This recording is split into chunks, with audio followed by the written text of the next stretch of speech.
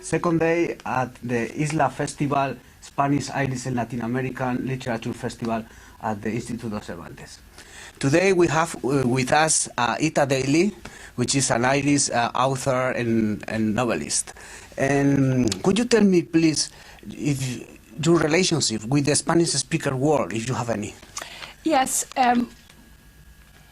When I went to college, when I went to university, I decided I knew absolutely nothing about Spain before that. It was just a country in Europe. But when I met the professor of Spanish at the open day for freshers, and I liked what was on offer, so I decided I was going to study Spanish at university. So therefore I spent 3 years studying Spanish, and then I went to Spain, and I lived in Oviedo, up in Asturias, for maybe 4 or 5 months, and then later I lived in Madrid. And from that day, I developed a great passion for Spain.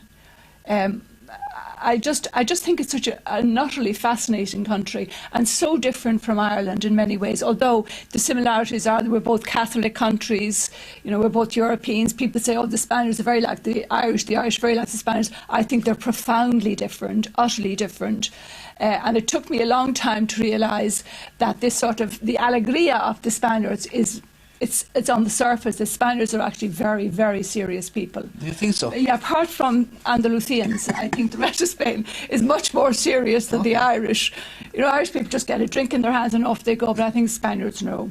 Okay. The alma is quite different in Spain. That's interesting. And is there any author, Spanish-speaker author, that somehow influenced you in your work?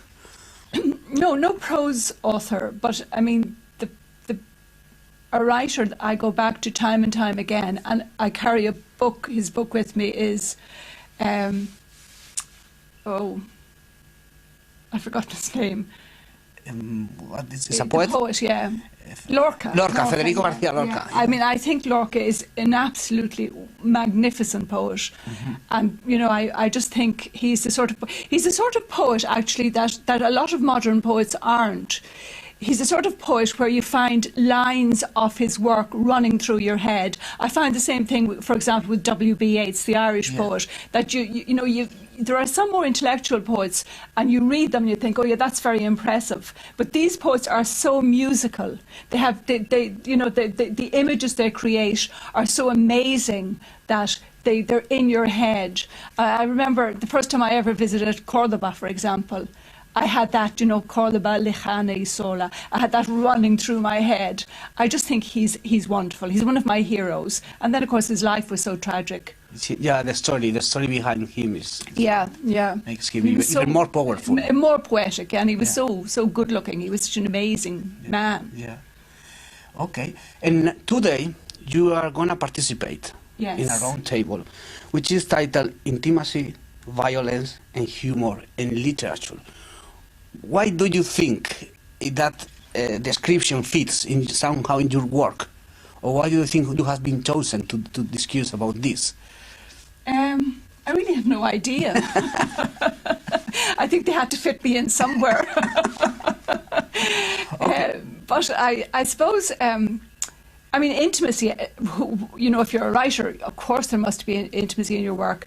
And there is a certain amount of violence in my work. And I'm absolutely thrilled to see that I'm in with humour, because humour is a form which I admire very much.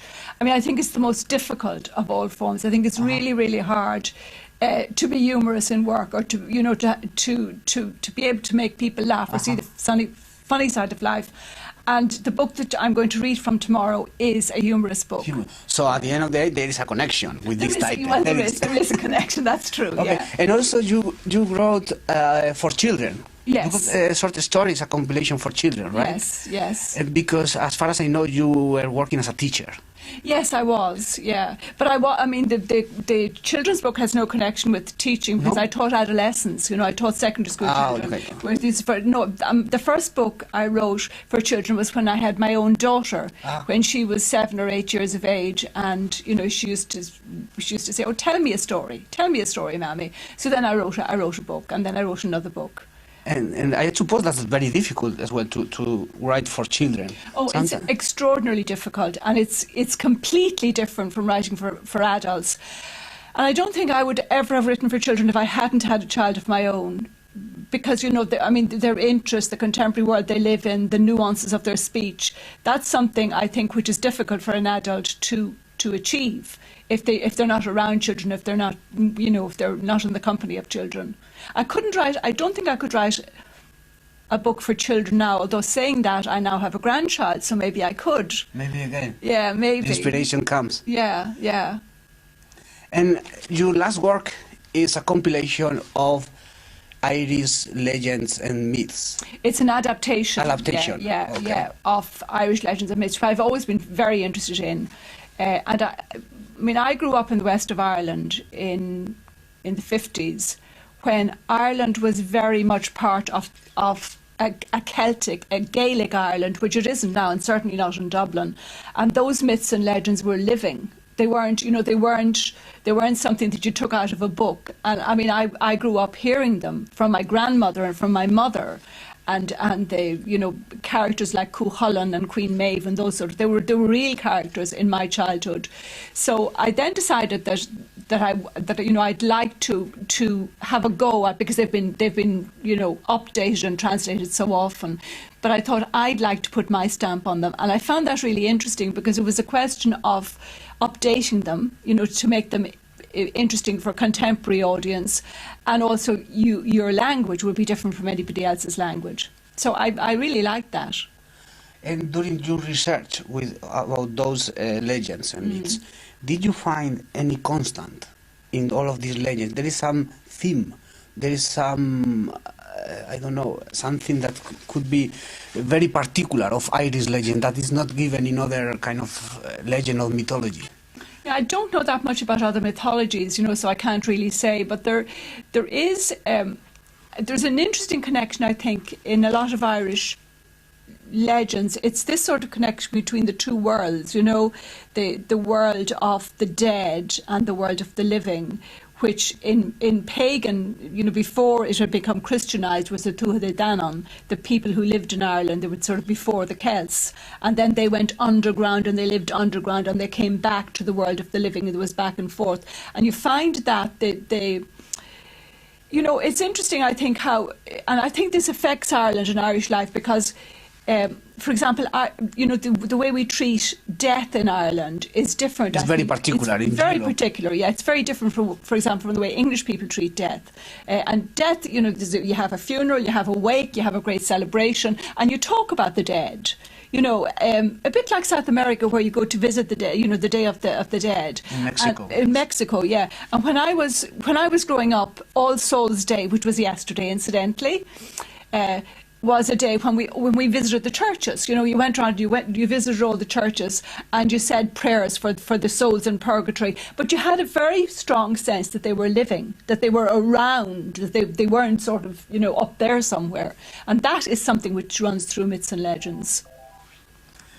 And going back to your teaching experience, as far as I know, there is a book of you, a short stories book, that is used in Germany in the curriculum. Oh, in the curriculum, yeah. So how does it happen?